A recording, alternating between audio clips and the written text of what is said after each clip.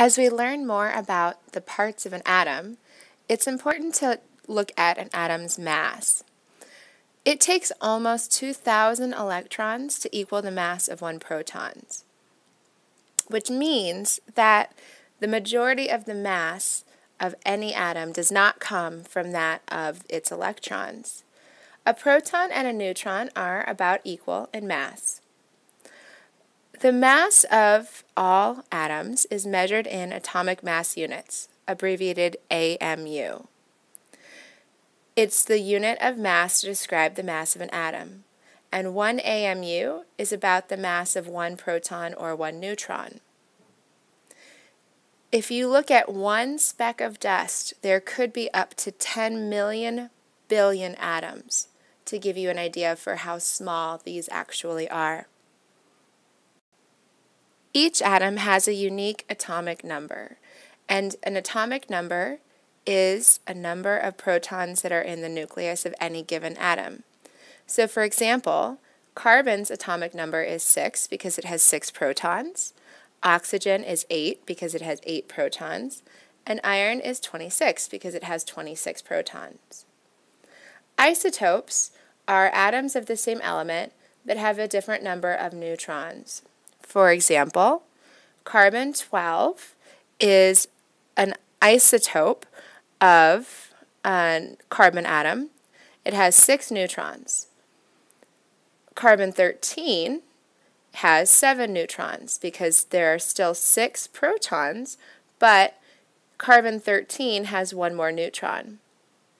And carbon-14 has still again 6 protons and now 8 neutrons.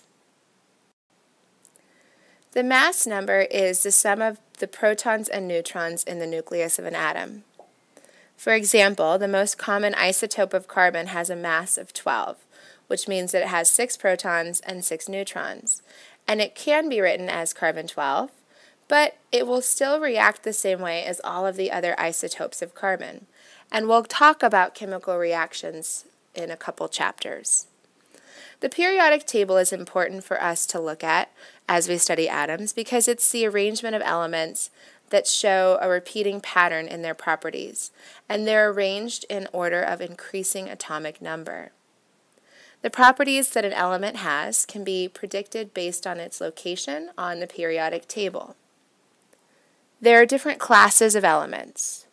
They include metals, semimetals, nonmetals, and inert gases.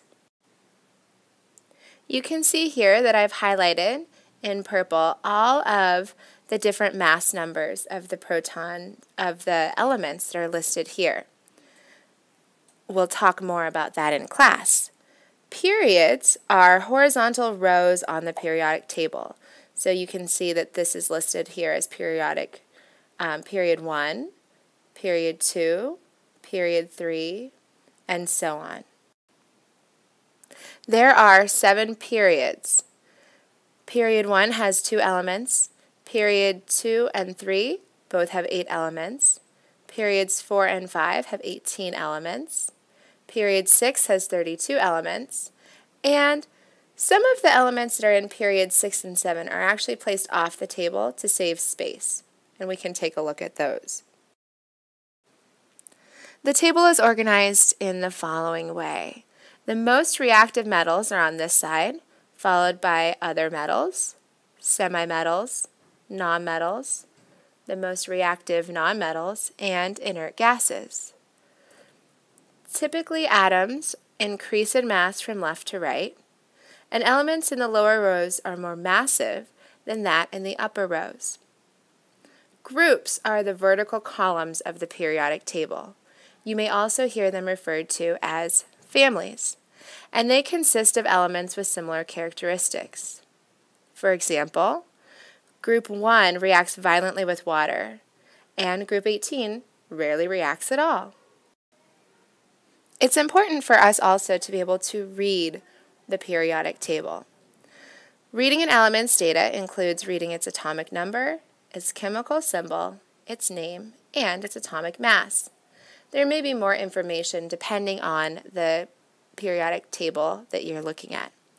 The atomic number which is here, tells the number of protons that are in the nucleus. So we know that sodium has 11 protons, and we know magnesium has 12 protons in its nucleus.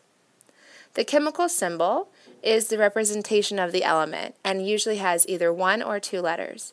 So sodium is represented as Na, and magnesium is represented as Mg. The atomic mass is the average, which is why you'll always see a decimal, of all of the different isotopes' masses, which is the sum of the protons and the neutrons. So when we're looking at these, we will usually round.